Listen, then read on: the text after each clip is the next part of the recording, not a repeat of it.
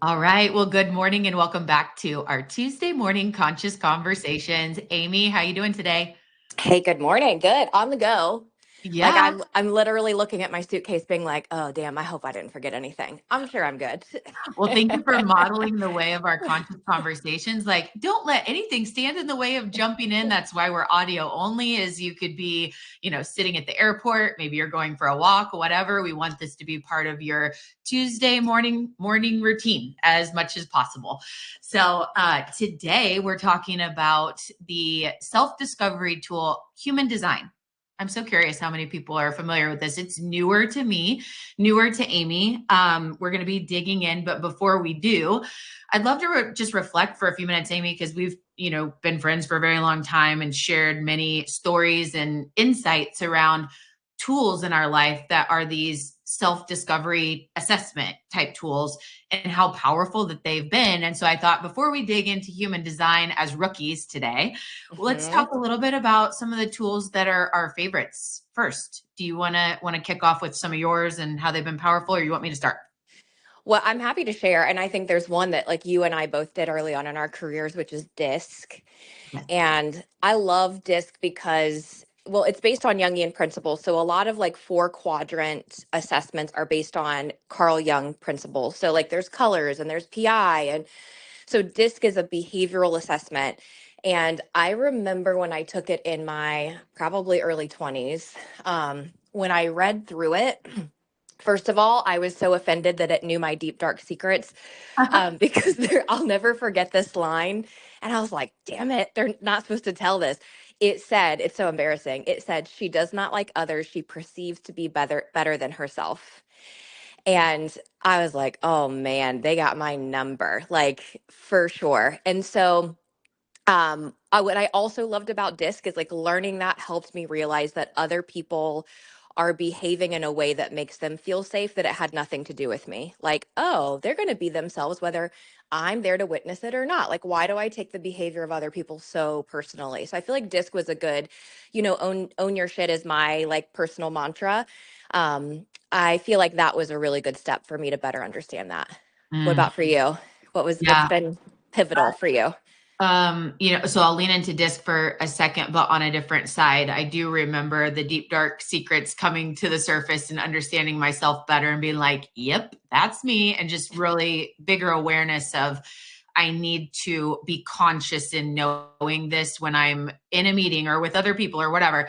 So much self-discovery. But today, disc helps me on every meeting I have.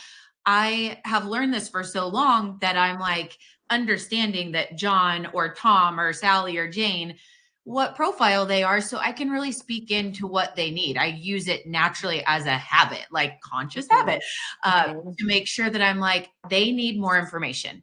They need a lot more stats. They need background. They need research. This other person, I understand that they want the cliff notes. Like, and Mhm. I can very easily see that. And so in my day to day life, it's been so valuable and become a habit for me so that I can be what others need their way.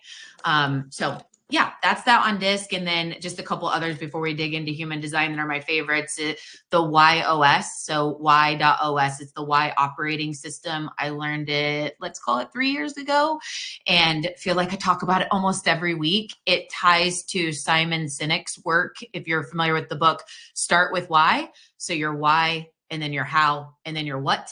It puts language to your profile of your why, your how, and your what. And goodness gracious, has that shown up so loud for me. I could go into that, but I feel like we'd get off on a tangent, but it helps me stay true to my North Star, going back to our last conversation, my why and how I'm my best and what I do in life that adds the most value. And then the one other one that I've used for a really, really long time, but our team just is regularly going deeper and deeper and shifting roles and helping us really operate in our genius zone, if you will, or our flow zone. And that is Gallup Clifton Strengths. Comes from Mhm. a book way long time ago called Strengths Finder, and then Strengths Finder 2.0.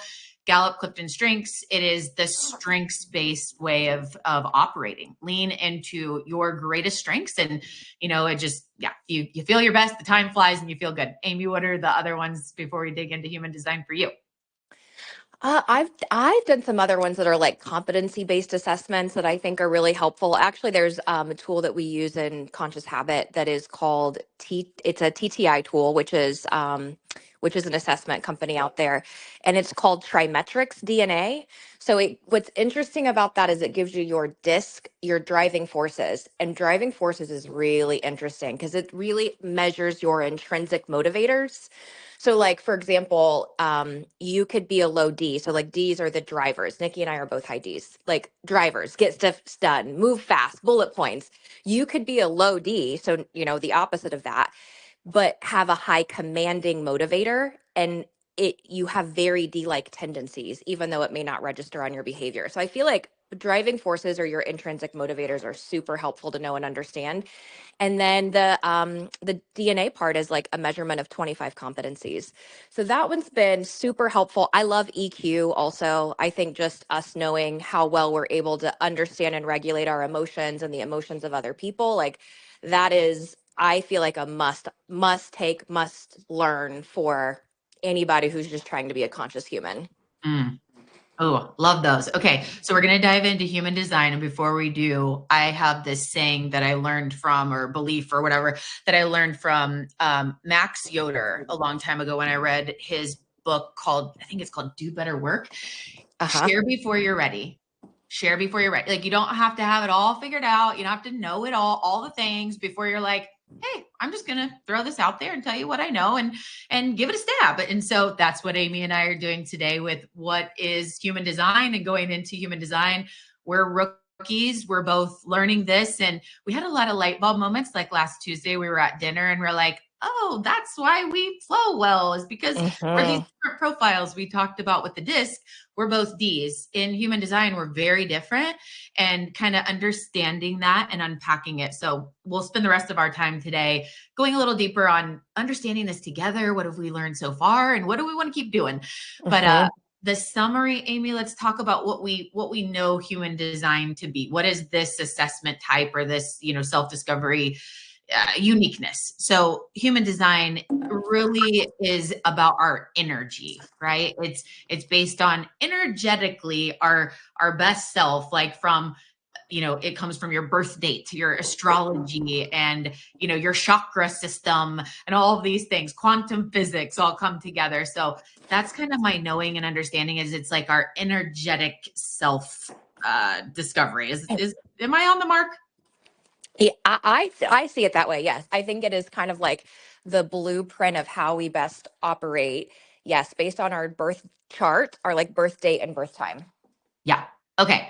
So, using my handy dandy chat GPT here, I wanted to understand the core why of human design. Like, what is the UVP, the unique value prop? So here, let's look at this together. The core why is human design helps you live in alignment with your true nature, not societal conditioning or shoulds. When you honor your design, life flows more naturally. You experience less resistance, better energy, and more ease in relationships and in your work. It also helps give teams language for honing differences in how people work. So, like, energetically. Before this, the one thing that comes to mind that I say a lot is lean into your circadian rhythm, right? I don't know where that flows into this, but my best energy state at different times of the day. Some of us are morning people or evening people. I don't know where this aligns, but it feels in the realm of it a little bit. Amy, a little bit more on the definition here. What else do you have to add? So hopefully you can hear me. I'm just kicking into my car, and so it may be moving me over to Bluetooth. So bear with me if we're making that change here. But yeah, I think because I'm new in this and I really understand my style to like maybe like 50%. I feel like it helps you like lessen the shame or judgment energetically. I feel like that's been really helpful. Hmm. Yeah. And so, just looking here at a couple other things before we tell you about the 5 types, and then we could talk about mine and Amy's. Okay, so very much rooted in, like we said, astrology and chakras and I Ching. Really how we interact with the world moment to moment, which is interesting. It's saying it's how we show up moment to moment, and then you think, what are we doing here? Why are we even here? It stems back from Amy's. She's the founder of the Conscious Habit, and these are conscious conversations. And so how do we show up moment to moment to be the person we want to be? This is to help us really align with that. And I think all of the tools we talked about help with that. This is really from a energy flow and the way we make decisions in the moment. If we know our type and lean into that, it can really help. So before we dive into the 5 types, Amy, anything else you wanted to share? No, I think that's a great start. Cool. Okay. So here's the 5 types. And for those of you that want a tool really quick, when I learned of this for the first time, or my first memory of this, a friend of mine, we were on a business trip and she said, hey, have you ever done your human design? And I was like, I don't think so. She's like, oh, there's a free app. It's called Align. And I looked it up just to make sure I was saying it right. It's ALIGN, Align. It's free. There's a paid version, but you can get your basic profile done. So anybody that's like, oh, I'm interested, I want to get my, get it done. Go download Align and do the free thing. There's 5 types. I'm going to run through these real quick. And then Amy, let's talk about yours and mine and go into conversation. So number 1 is manifester. The manifester is here to initiate and spark new ideas, needs freedom to act independently. There's the generator. They are here to respond to life and do meaningful work, full of force when aligned. The manifesting generator, a blend, a fast-moving, multi-passionate doer who needs freedom to pivot. Okay. Number 4, the projector. Here to guide, lead, and offer insight. Success comes through invitations and recognition. And number 5, reflector. Mirrors the environment, is deeply sensitive to surroundings and cycles. Okay. So Amy, before we go any further, just kind of helping lay out the 5 types out there, because I don't know about you, whenever I learn about a new one, I'm like, ooh, tell me them, because I want to guess mine before I go in, to figure it out. But yeah, anything on the definition of, what is human design, and then these 5 types before we talk about ours? No, I think that's great. Well, the one thing I'm curious if you have stats on, Nikki, is are there percentages that you have, like how many people fall in each category? You know what? I'm going to tell you right now. Okay, here we go. Okay, the manifester, approximately 9%. The generator, approximately 37% of the population, by the way. Okay. The manifesting generator, approximately 33%. The projector, approximately 20%. The reflector, approximately 1%. Ooh, okay. That the people, like, we all love to feel special. You know how many people are like, ooh, I hope I'm the 1%. Yeah. I kind of felt that. I'm not, by the way. I am not the 1%. And I kind of wish I was, but that's not how I'm wired.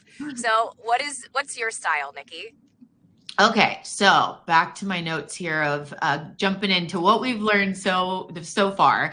So I am a manifesting generator, and sometimes you get a profile and you're like, oh, that's spot on, and like sometimes you get over and you're like, when I first got the definition, I was like, yeah, sounds right, but also a couple others sound right to me. Once I dug in, I'm like, spot on. And then Amy, when you and I were talking about our longtime friendship, business partnership, all that, we started to see like, oh yeah, we're very similar disc, but then this energetic way of how we've collaborated as friends and partners in a lot of ways, we're like, this defines it. And so I'll tell you just a little bit more about, now I'm trying to remember freaking notes on my part here. Okay, so the key characteristics for me for mine. Multi-passionate, loves having many interests, projects, and ideas. Fast moving, once lit up, they move faster than others. Non-linear, skips steps, finds shortcuts, innovates processes naturally. Magnetic, when lit up, their excitement is contagious. People are drawn in. Needs freedom, thrives in environments where they can follow their energy, and finally energizes others. Their lit up energy fuels others around them.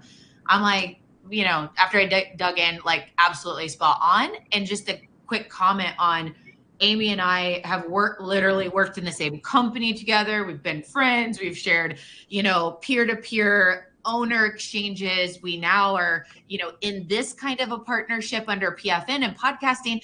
And, I am an initiator. My number one strength is activator. So I get things started and it doesn't take long. Like share before you're ready in a very big way. Like I learned it today. We're doing this, and sometimes I have to watch that. And so I will activate something that Amy and I have been talking about, or I heard her saying, I'm wanting to do this kind of realm of something. And then I'll figure out hey, here's 3 options for that. And then we're off to the races, like to get something moving. We were kind of putting the pieces together because we have so many stories of that happening in the past. Amy, you want to share yours or comment on, kind of where we intersect? I think, yes, like you are the Energizer Bunny. You are go, go, go, go, go. And I think that I have a lot of those same characteristics, which is interesting. Like I love a shortcut. I have a ton of new ideas, but the difference between you and I, so I'm a projector. The difference between you and I is I do not have endless energy. Like I am a pro napper, and this has been the case my whole life. Like I would come home after high school and take a 2-hour nap and then get up and go to work. Like I've always needed time to restore. And I think for, projectors are like, they need to work according to their energy, and they kind of run in spurts, and then they need to rest. And I think in our society, like we really hyper value that, like grind it out, get stuff done, keep going, like busyness is a badge of honor. And so I think I lived the first like 38 years of my life trying to be like that, like a manifesting generator. Because I have some of the characteristics, but I hit a wall. And do you remember this, Nikki? It was like 2021. I do. And you're like, I think you're burned out. And I'm like, but how? I enjoy my work and I'm doing things I'm passionate about. And like, you're like, yeah, that's not what burnout is, Amy. Burnout isn't like, you're like, you can love what you're doing and still be burned out. And I think the aha I'm getting is like, yes, it was part perimenopause.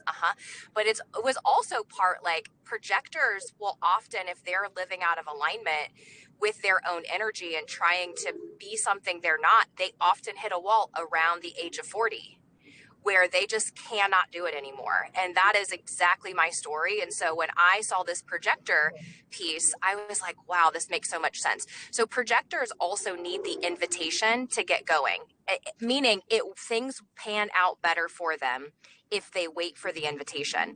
So the thing that's been frustrating for me is like, I have all of the ideas, but like, when I try to start them, they don't go anywhere, which is why Nikki and I you and I have been such great partners because you are a starter. And so you've given me the invitation for so many things. You gave me the invitation to like start the podcast and then it has real sticking power.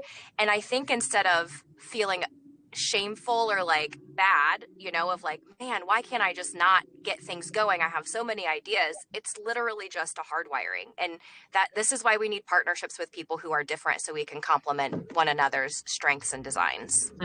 Yes. Well, let's lean into that shameful and bad thing real quick. I remember when I did the YOS, I have a story that I've shared on so many podcasts that it put a deep shame story to bed for me. And I'm going to save that for another conversation. But the power of these tools to say, oh, okay, I get it. I get me now. I was working against the grain. Like, okay, so there's so much there. And I'll save the YOS story for another time or share a podcast. But in this, where I can see, Amy, something around the shameful or bad is you've heard me so many times. Like we've gone on, I go on your retreats, the High Vibe Tribe retreats. We have done coaching together. I have been along for the coaching ride of Amy's guidance and wisdom and deep conversations, and I fight against being a doer. I fight. I do. And this, my aha, this has been so new to me. This is, we're very green. Like we said, this is new for us. In the past few weeks, I'm like, okay, I am pretty darn good at protecting my time of re-energizing. Like I'm really good at saying no. I didn't used to be, but I am. I need time to, what do they call that, Amy, where you're like a introvert or an extrovert? What's the middle one? Omnivert? Ambivert. That. When I learned that, yeah. I was like, I'm that. Because I'm not I cannot go back in our life. Amy and I used to go to we used to be at events in the morning at 6:45 in the morning and be around people all the time. Oh my gosh. And I got so burnt out. That is not my natural self. I have to have time to recharge and all that. But my window of need for recharge is really small. And I used to think, oh, you can't be doing and whatever. I'm like, if my being, so be, do, have, give. Let's think about that for a second. Like our different stage, like my being, my doing, my having, my giving, right? I would always say so Amy right now, comparatively, Amy would need more time, rightly so, totally cool, no comparison, needs more time and takes more time to be. And I was like, I need to be that. That is who I should be. I should. And I'm realizing I do protect my energy. I do say no. I really have good boundaries. And my being time is just smaller, but I do, not that I'm perfect in that. There's a lot I can do better.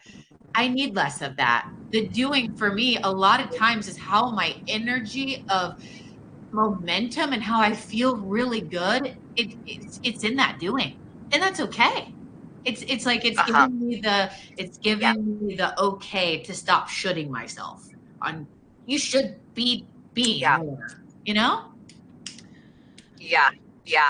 I think that, this is in alignment with what we're talking about, but this is why, to your point, doing these assessments are so helpful, or really understanding our hardwiring, and awareness is the first step to consciousness, by the way. So deep awareness allows us to go deeper into understanding our patterns and rewiring and whatnot. But I think that this healthy mindset, or I think that this spiritual path that many people are on, name it whatever you want, it can have a toxic, kind of underlaying if it is ladled with shoulds.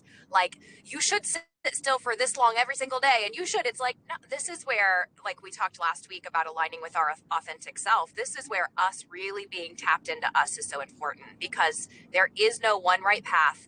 There is no one right morning routine or bedtime routine or meditation routine. There is no one right way. We really have to better understand us and what we need. Yeah. So thinking about just like Amy, you and I, as we, this is really just a awareness of learning about human design. And I summarized my key characteristics, but I was going to do that really quick for you, because there's probably someone listening right now that they're like, oh, I'm in the Amy camp. I'm a projector. I want to hear more about that. And again, you can go do your assessment and figure yours out, but wanted to run through this. So a projector sees people clearly, intuitively understands others' gifts, motives, and challenges, sees systems, naturally spots inefficiencies, ways to improve structures, needs recognition and invitations, thrives when others value their insights, focused energy, not constant energy, can go deep but must rest often, sensitive to how others use energy, often aware when teams or leaders are off, wise beyond experience. Oh my, that's calling my friend out right there. Wise beyond experience. Often picks up on knowledge quickly ahead of peers. Not here to hustle. Burnout comes fast when trying to act like another energy type. So, you weren't even reading my little shortcut of notes there, Amy, and you like a lot of what you said is so true. So good. Yeah, so good. And I want to just, if Jen is on here, Jen is she is like the glue of conscious habit, and she is a generator, and thank goodness, she complements so well, because she is very much like, okay, let's go, I got this idea, let's get things moving and let's get things done. And it really allows me the time to rest and recharge. And so that I can have new ideas and can spot the problems and challenges and can, bring wisdom where it's needed. And I like just so grateful to have, a variety of people with different skill sets and heart sets and human design in my life. And I think for anybody who takes this assessment, which by the way, we do have somebody, we're going to bring an expert on to the Conscious Habit podcast to talk about this more deeply. But yeah, doing it online and then throwing it into ChatGPT to help you elaborate, like it's been really helpful. And you and I have had so many valuable conversations the last couple of weeks, which is what brought us to this. So thank you for setting this up. Yeah, absolutely. So in summary, here's the summary of our two profiles, Amy. I bring energy, speed, and doing. You bring insight, wisdom, and seeing what I miss or others miss. Together, we both honor our design in a way that we move things forward faster with a smarter strategy. And the projector, Amy, feels seen and valued as the guide, not forced to keep up. That's so good. That's really good. Goodness. I feel like it nailed us. Like that nails our partnership and friendship. Oh and my goodness. Again, like back to, it's so fun to know like our disc is very similar, but that's just one aspect of behaviorally. Yes, we're very direct. Yes, we both move quickly, but our how and our like why are so different, which is really cool. Yeah. And I think, that kind of puts a button on things for today on what we wanted to do. And I'll just share for a second. This is so interesting because you made me think of this, Amy. You're like, we have a very similar disc profile. Well, I was telling Amy that my husband, we have a mutual friend that Amy knows as well, that is deep in this work. I forgot, but he had gone through a process with her. His birthday gift was to go through this human design experience with her. And so he got this whole like binder in the mail and all this stuff, and he was learning about it, and it didn't resonate with me then. I forgot because I didn't understand it. Well, we went back and we looked, and so my husband and I, every profile we've ever done, we're the same, just almost to a T. It's like 5 different things. We're like, oh, that's not shocking. Here, we're the similar, and little things that are different, but we're pretty much the same. So he did this, and he's a reflector. And it was like, this is so different than what I am. And something, again, we just, in the past week or two, brought that back up, and we're looking at it. We haven't dug in a lot, but I'm sure like we'll be sharing an episode on Addicted to Betterment about how this is going to help us in our marriage. Because normally it's like we're leveling up on our strengths and doubling down because we're both the same. And it's like, this has brought a flashlight to an area of how we're so different. And, some of the things where it's like, oh, I see why we constantly have this little butting heads thing here. This is shining that light there. So it's pretty cool from a marriage standpoint. Interesting. He's a 1%er. He is. Yeah. Yeah. Dang it. Lucky David. Lucky David. Yes. Yeah. I think that's interesting. I should have Jason do this too, because I know for sure that he is more go. I think it is fascinating to have all the people in your life do this so that you can kind of see, again, like when there's bumps in the road, it's just good to be like, oh, that's why. Okay, I understand you more deeply now. Like that's really helpful to have. Yeah.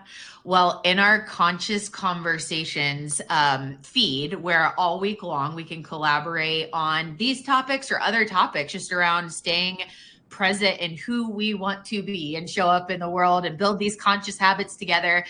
I'm going to link out to the Align app. If anyone wants that as a resource, it'll be in there. I know Jen is now doing like the summaries of these conversations, and let's just keep it going. What's yours? What's your profile? Share. What have you learned? We want to learn from you. Like we said, we're rookies at this right now and just diving in and figuring it out. So glad to be on the journey together. Yes. And yay, it worked out. I don't think I dropped you guys for very long, but I'm excited to jump into the feed later on today and just see what people are popping in. So excited to meet my fellow projectors. Yeah. Awesome. All right. And all the other styles. Travels. See you later. Thank you. Bye, all right. guys. Have a good one. Bye, everybody.